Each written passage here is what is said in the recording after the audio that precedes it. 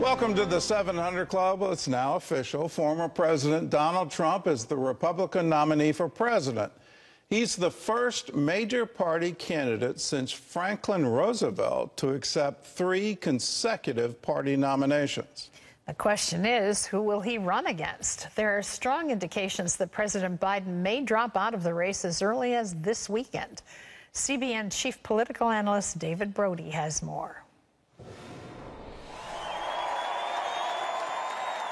Fresh off an assassination attempt, former President Trump came to the GOP convention with a new script, a speech that began with calls for unity.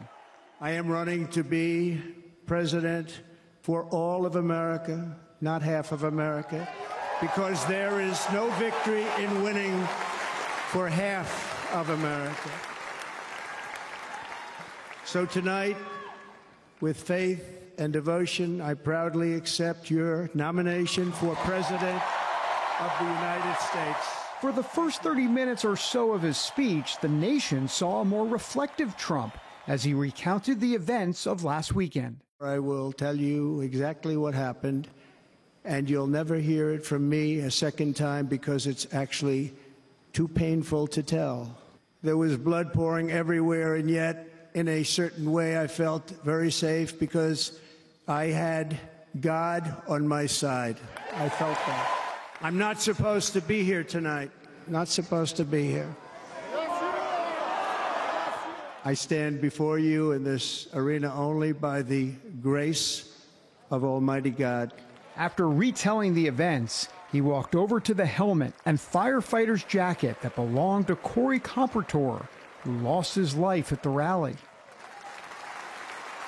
It was an emotional night for sure, with Franklin Graham giving thanks to God. Our Heavenly Father, we come before you this evening with grateful hearts.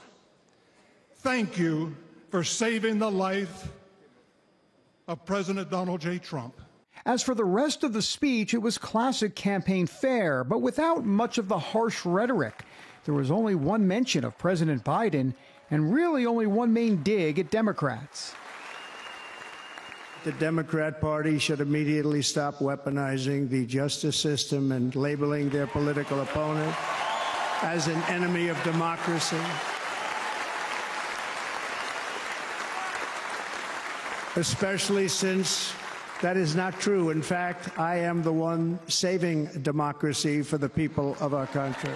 While Trump showed a more subdued side, some before him revved up the crowd, especially former pro wrestler Hulk Hogan, who provided, well, the visual highlight of the evening. Let Trumpomania run wild, brother. Let Trumpomania rule again. Let Trumpomania make America great again. And speaking of wrestling, Gordon, it looks like Democrats are going to try to wrestle the nomination from President Biden. The latest, of course, now Barack Obama telling close associates that Biden's chances are greatly diminished. So you have that, plus the fact that veteran political journalist Mark Halpern, who is very well connected, says that Biden will, at this point, resign from the campaign this weekend. We'll see if that comes true. Gordon? Well, let's talk about Trump's speech first. He spoke at length about the assassination in great detail and frequently mentioned God and mentioned that in his view, God saved him. So how do you think that near-death experience changed him? Well, it definitely changed him. And of course, we know them by their fruits. So we'll find out here as the months and years go on. And but it's no doubt changed him. I mean, he's talked about God before, but not this frequently and not this reflectively, if you will. It was different this time around. He was talking about concepts. Listen to me about concepts, but loyalty, gratitude, thankfulness. I mean, we heard these words out of Donald Trump's mouth. We really haven't heard much of that, if at all, on the campaign trail. But it was all in that speech because he rewrote the speech. So I think the biggest line from the speech that really kind of set the tone of where his heart is at right now is that he said, I shouldn't even be here. And the crowd was chanting, yes, you should be here. You know, yes, you are. Yes, you are. And he said, no, I really shouldn't. A quarter of an inch could make a big difference in not just the life of this nation, but really about Donald Trump, actually. Well, do you think the new call for unity, it was supposed to be a theme of the convention, not all the speakers held to that, but should this theme of unity, will it carry into the campaign, and should we expect that the rhetoric is going to be toned down going forward? Well, we'll see about that. I'm never convinced that unity wins out at the end of the day in politics, in American politics, especially in this day and age. Having said that, there is an opportunity here for Trump. And what I mean by that is that the Republicans, specifically Trump's campaign, is looking to expand the map. I mean, this is not it's not as brass knuckle as it needs to be at this point. In other words, they're solidly ahead in a lot of these swing states, and then they're trying to expand the map into Minnesota and Virginia and New Hampshire and a couple other places. And so because of that, Donald Trump has an opportunity to actually preach the unity rather than the brass knuckle approach based on the fact of where he is in the polls. So electorally and politically, it could give more oxygen to the unity talk. Well, I hope so. In times past, when I was more active in politics, I remember counseling a candidate who was clearly winning. Stop the attacks. You don't need to do it. It's time to start moving into governing mode. And if you stay in campaign mode, it's actually going to hurt you. Realize you're winning, and in that, start talking about what you're going to do. And you're going to need the other side to be along with you just to get bills passed. So my hope is that this will happen. Let's turn to the Democrats. It looks like they're in remarkable disarray and can't come to agreement on some pretty basic things like who's going to run for president. So what are you hearing about President Biden dropping out of the race? It's just a matter of time at this point. The Democrats and America have kind of come to the conclusion, not so much the Democrats, but definitely Americans, that the emperor has no clothes. It's one of those situations. And for the Democrats, this is clearly the worst case scenario. So we're now at a point where we're looking at days, not weeks here. I think it could happen potentially this weekend, but definitely within the next week, because remember, what happens in Washington, Gordon, is the stories start to leak about Nancy Pelosi and Barack Obama and Chuck Schumer and Hakeem Jeffries all basically saying, they've been telling Biden to get out of the race. Well, soon those leaked stories become public comments. And what the last thing the Democrats need is Schumer and Pelosi and Hakeem Jeffries to go to the microphones and actually make public comments, which could come next week if indeed he doesn't get out. Well, I think it's still going to be up to him. And if his family says, finish the race, I think that's going to happen. I have to give credit to Terry Musin. Way back in May, she told me that she was hearing that he was going to probably drop out right before the convention. And I, frankly, was like, I don't see that happening.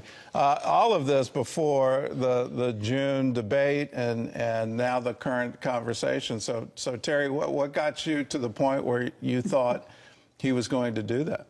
Well, like so many people have been saying, I think we have seen things increase lately. But I mean, it's been evident for a while that there are some issues there for the president.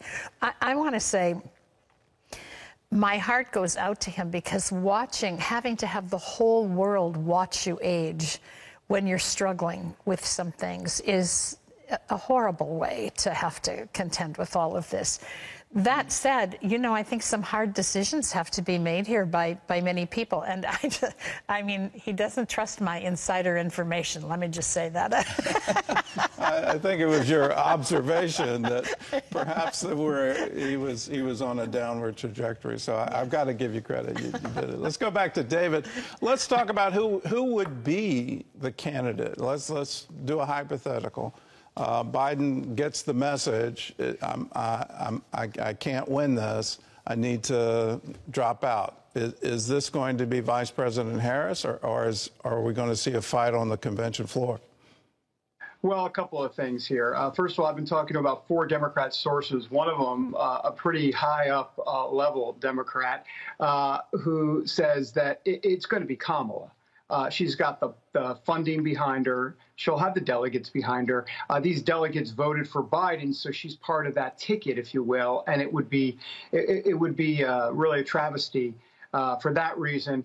Number one. So I think it's going to be Kamala ultimately. I think what to look for here, Gordon, a couple things. One, we talked about this, whether Biden actually goes ahead and air quote endorses Kamala in some sort of resignation from the campaign speech. So we'll wait to see about that. But even if he doesn't, Kamala will probably go in, Vice President Harris will go in with some sort of moderate.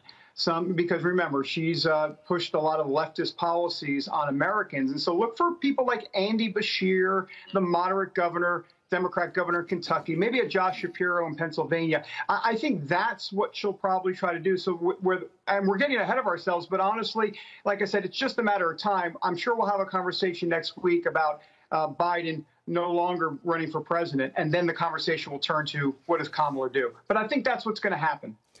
Give us a forecast and a head-to-head between Harris and Trump. Who's got the edge?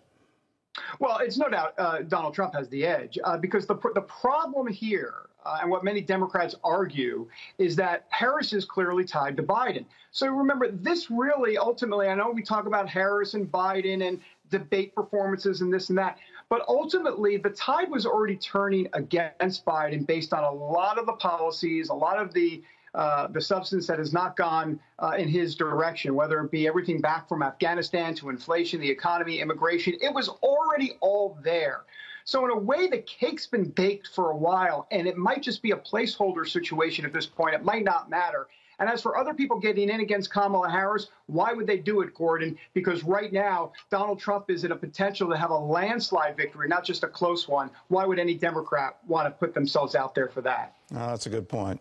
I think we're going to hear border czar a great deal going forward if she is the candidate. We're going to hear a lot of that. So, David, thanks for your insight, and it looks like you're going to be staying very busy. Yeah, absolutely. Thanks, Gordon. Well, in other news, and this is really bad news coming out of Israel, Houthi rebels in Yemen launched a drone strike, and it hit the heart of Tel Aviv today. George Thomas has more on that story and more stories from our CBN newsroom. George? Thank you, Gordon. That is right. 1 person was killed and 10 wounded when the UAV crashed into a building near the branch of the U.S. Embassy.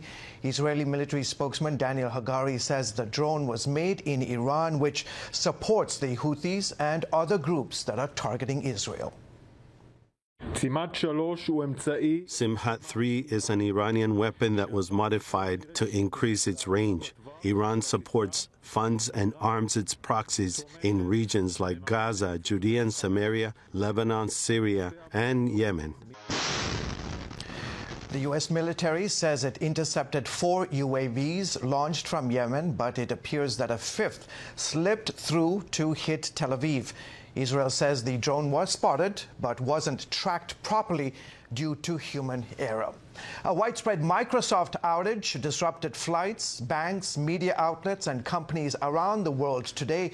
Escalating disruptions continued hours after the technology company said it was gradually fixing an issue affecting access to Microsoft 365 apps and services.